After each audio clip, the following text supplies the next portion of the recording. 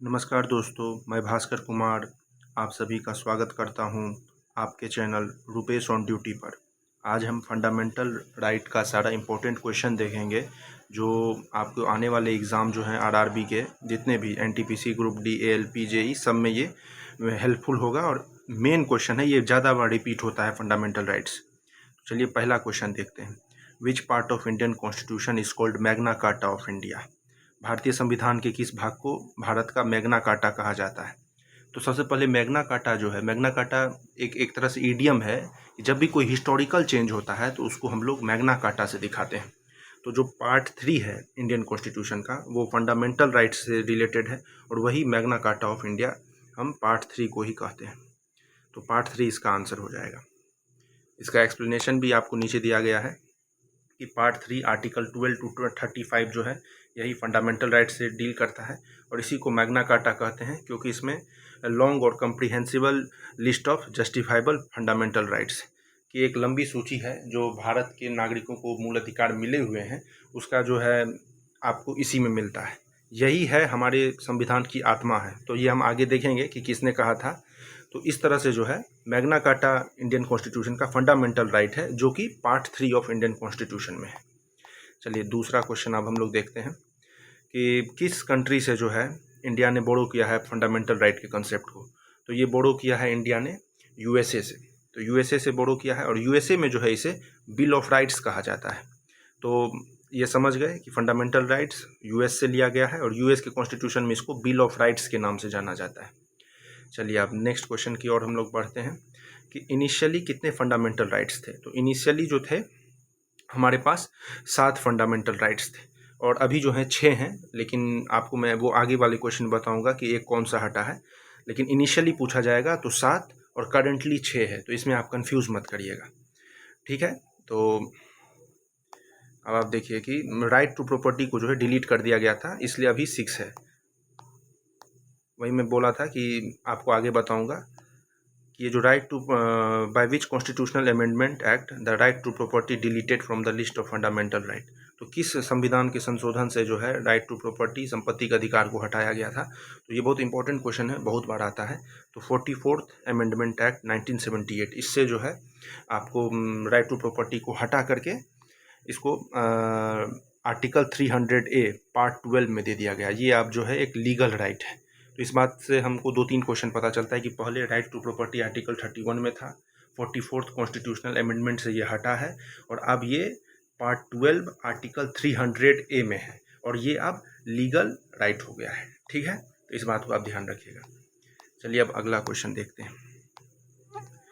ये 5वां क्वेश्चन है कि which articles of the Indian constitution strictly abolishes untouchability. छुआछूत को जो है कि कौन सा भारत का संविधान जो है भारत का अनुच्छेद जो है, संविधान का अनुच्छेद छुआछूत को हटाता है।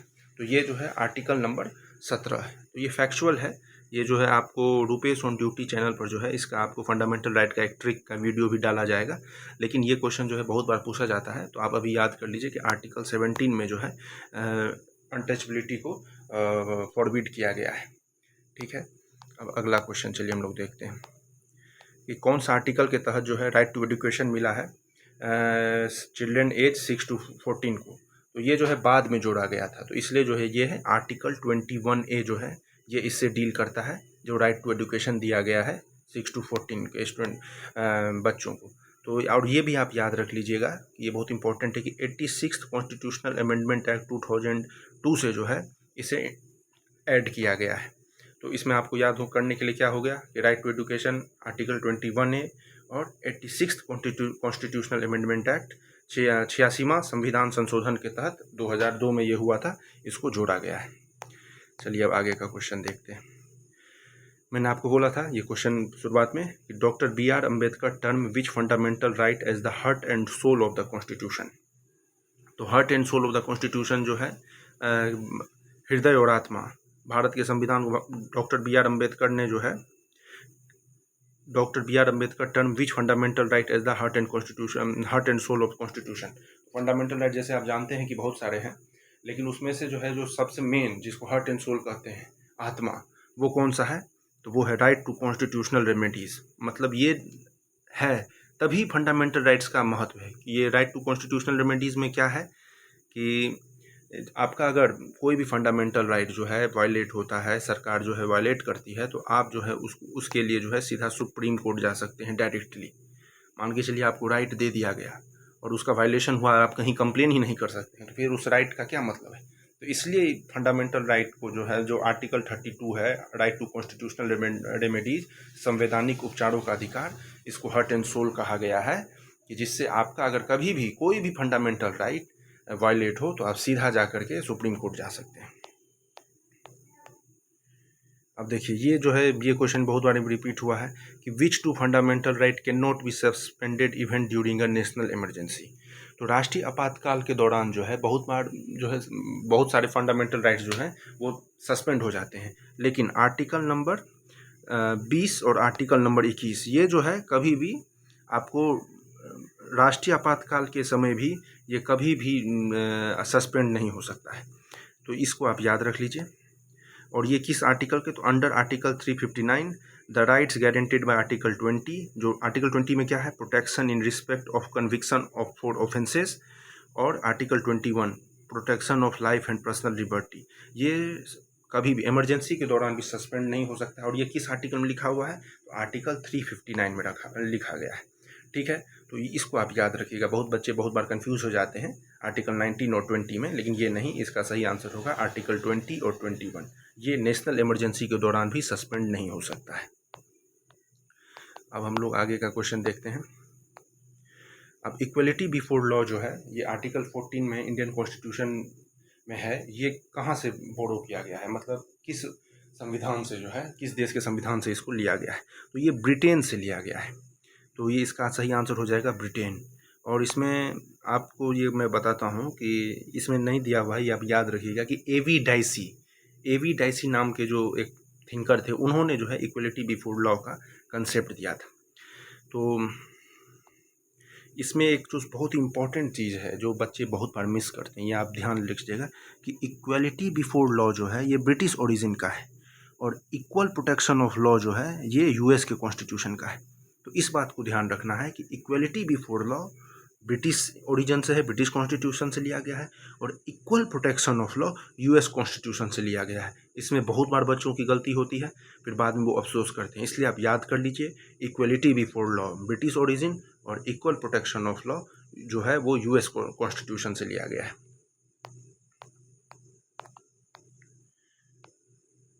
देखिए इसमें है कि आर्टिकल 24 ऑफ इंडियन कॉन्स्टिट्यूशन जो है prohibits the employment of children below what age in factories और हैजार्डस वर्क।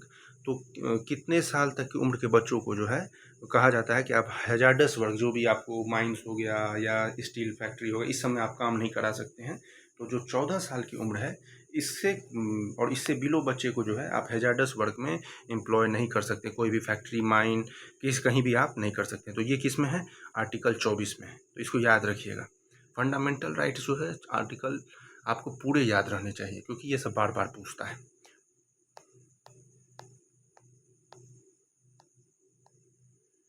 अब देखिए, which of the following writs can be issued by the court to release a person who has been unlawful detain.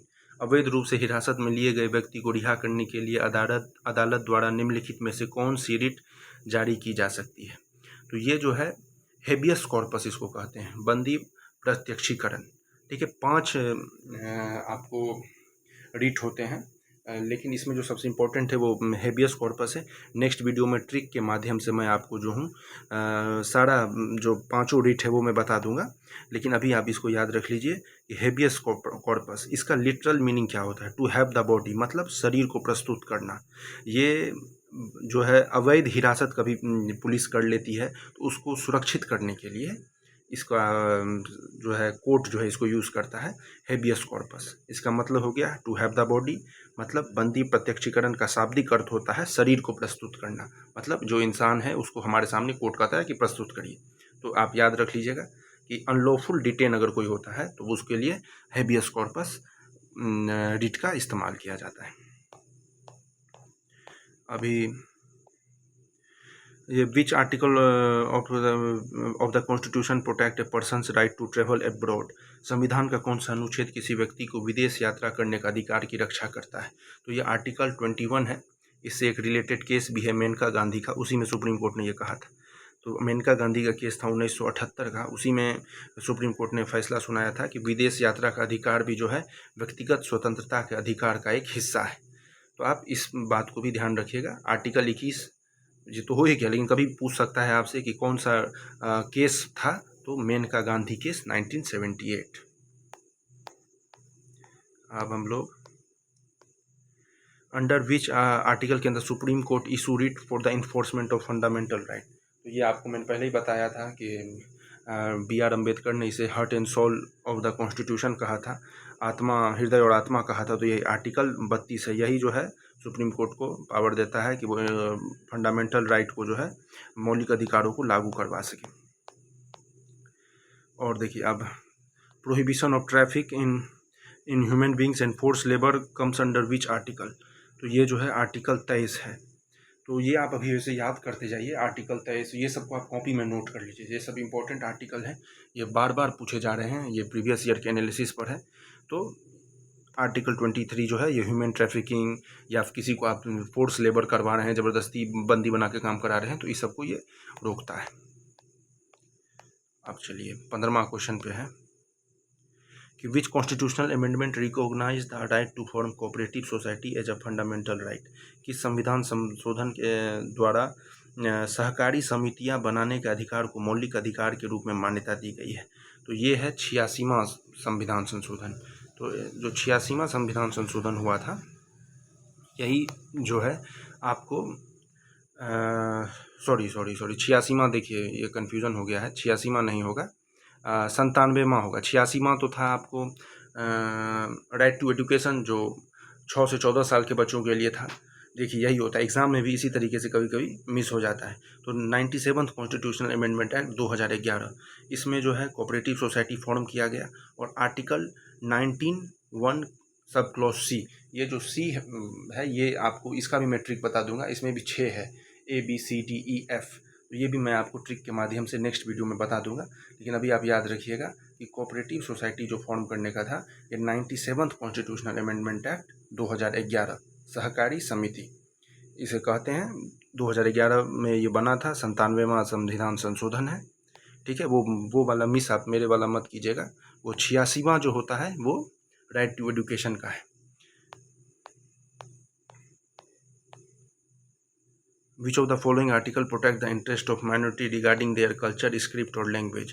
तो कौन सा जो article है वो provide करता है, प्रोटेक्ट करता है माइनॉरिटीज़ के इंटरेस्ट को, उसके कल्चर को, उसके भाषा को, उसके लिपि को? तो कौन सा? तो वो होता है आर्टिकल 29। ये आपको लग रहा होगा कैसे है, लेकिन ये सब बहुत बार बार पूछे गए आर्टिकल हैं, तो इसको जो है आप सीधा याद कर लीजिए।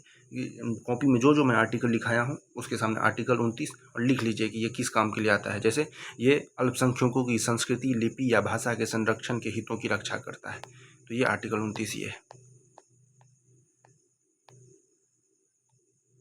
अब देखिए, मैंने जैसे आपको बताया था कि how many freedoms are guaranteed under the right to freedom, article 19 at present. वर्तमान में स्वतंत्रता का अधिकार अनुच्छेद 19 के तहत कितनी स्वतंत्रता की गारंटी दी गई है? तो 6। तो ये 6 स्वतंत्रता की गारंटी दी गई है। और इसको याद करने का एक ट्रिक भी होता है, सामरो, SAAMRO। ये मैं आपको, ये इसका क्या फुल फॉर्म है वो मैं आपको रुपेश ऑन शॉर्ट ट्रिक वाला जो चैनल है उन पे मैं सारा ये शॉर्ट में डाल दूंगा। लेकिन अभी आप याद रख लीजिए कि राइट टू फ्रीडम के तहत जो है 6 गारंटीज उसके अंदर प्रेजेंट। ठीक है, अब इसमें आप देख सकते हैं कि 6 राइट क्यों है: speech and expression, assembly, association, movement, residence and profession. चलिए इसको मैं जो आपको बताया था, SAAMRO।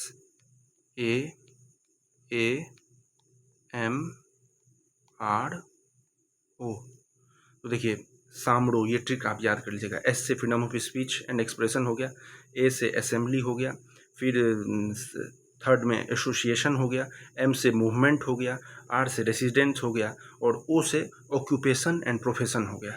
ठीक है, ओरिजिनली ये भी 7 थे, लेकिन एक राइट टू एक्वायर प्रॉपर्टी जो है वो रिमूव कर दिया गया। जैसे मैं आपको बताया था कि 44th कॉन्स्टिट्यूशनल अमेंडमेंट एक्ट से वो रिमूव हुआ और वो 300A अब एक लीगल राइट हो गया है। तो आप देख लिए ट्रिक में मैं आपको यहाँ पे चलिए बता दिया। सामरो SAAMRO स्पीच एंड एक्सप्रेशन, ए से फिर असेंबली, फिर ए से एसोसिएशन, फिर एम से मूवमेंट, फिर आर से रेसिडेंस और ओ से ऑक्यूपेशन या प्रोफेशन। अब 18वां क्वेश्चन जो है, fundamental rights are dynamic and can be amended by the parliament through a constitutional amendment which landmark can establish that parliament can amend fundamental rights without altering the basic structure. तो लिखा हुआ है कि मौलिक अधिकार गतिशील है और संसद द्वारा संविधान संशोधन के माध्यम से इनमें संशोधन किया जा सकता है। किस ऐतिहासिक मामले में यह स्थापित किया था कि संसद मूल ढांचों को बदलने बिना मौलिक अधिकार में संशोधन कर सकती है। तो ये जो है बहुत ही इंपॉर्टेंट लैंडमार्क जजमेंट है केशवानंद भारती केस का। तो इसमें कोर्ट के पास सवाल आया था कि क्या संविधान का जो फंडामेंटल राइट है उसको भारत का जो संसद है वो बदल सकता है। तो इसमें सुप्रीम कोर्ट ने जाके जजमेंट दिया कि हाँ, भारत के जो संसद है उसके पास ये पावर है कि वो फंडामेंटल राइट को जो है मौलिक अधिकार को बदल सकता है, लेकिन बेसिक स्ट्रक्चर मूल ढांचा जो है संविधान का उसको नहीं बदला जा सकता, उस पर चोट नहीं आनी चाहिए। तो इसमें पूछा भी गया कि सरकार की तरफ से कि आप हमें बताइए कि मूल ढांचा क्या है। तो इस पर सुप्रीम कोर्ट ने कहा कि मैं समय समय पर आपको बताता रहूँगा कि मूल ढांचा क्या है। मतलब सुप्रीम कोर्ट ने अपने पास हमेशा के लिए एक तरह से ये पावर रख लिया है कि कभी भी फ्यूचर में कभी भी कोई भी सरकार ये चाहेगी कि लोग के फंडामेंटल राइट को मैं हटा करके कुछ ऐसा कानून बना दूँ जो लोगों के खिलाफ हो, तो ये बेसिक स्ट्रक्चर का कंसेप्ट जो सुप्रीम कोर्ट ने लाया, इससे उस कानून को सुप्रीम कोर्ट निरस्त कर सकता है। तो इसलिए इसको लैंडमार्क जजमेंट कहते हैं। भारत के हिस्ट्री में ये बहुत बड़ा जजमेंट था। इसमें सुप्रीम कोर्ट ने कहा था कि पार्लियामेंट के पास पावर है कि वो किसी भी पार्ट के कॉन्स्टिट्यूशन को अमेंड कर सकता है फंडामेंटल राइट सहित, लेकिन बेसिक स्ट्रक्चर जो है संविधान का वो डिस्ट्रॉय नहीं होना चाहिए। चलिए अब आगे हम लोग देखते हैं। Which writ literally means we command. तो मैंने आपको बताया था 5 रिट होता है। तो हेबियस कॉर्पस में क्या था, टू हैव द बॉडी, शरीर को प्रस्तुत करो। तो उसी तरीके से वी कमांड, कमांड का ऑप्शन किस में दिया जाता है, कमांड वाला कौन सा है, तो मेंडमस। मेंडमस जो रिट है यही कहता है कमांड। ये आपको हायर कोर्ट जो है पब्लिक ऑफिशियल और लोअर कोर्ट को जब कोई अपने ड्यूटी नहीं करते हैं तो उसके लिए पब्लिक ड्यूटी परफॉर्म करने के लिए कहते हैं कि आप ये ऑर्डर देते हैं कि मैं तुम्हें कमांड देता हूं कि तुम ये काम करो। तो इसको हिंदी में कहते हैं परमादेश। परमादेश का अर्थ है हम आदेश देते हैं। यह एक उच्च न्यायालय द्वारा किसी सार्वजनिक अधिकारी या निचली अदालत को जारी किया जाता है, जिसमें उन्हें कर्तव्य को पूरा करने का आदेश दिया जाता है, जिसे करने में वे विफल रहे या जिसे करने में वे विफल रहे हैं या इनकार कर दिया है। मतलब जब कोई भी लोअर कोर्ट या लोअर ऑफिशियल जो है कोई काम नहीं करते हैं या करने से इनकार कर देते हैं, तो जो हायर कोर्ट्स होते हैं वो उनको मेंडमस का रिट इशू करके कमांड कर सकते हैं कि आप ये काम करिए।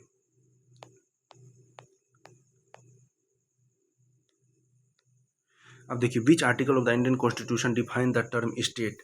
तो in the context of fundamental right, भारतीय संविधान का कौन सा अनुच्छेद मौलिक अधिकार के संदर्भ में राज्य शब्द को परिभाषित करता है।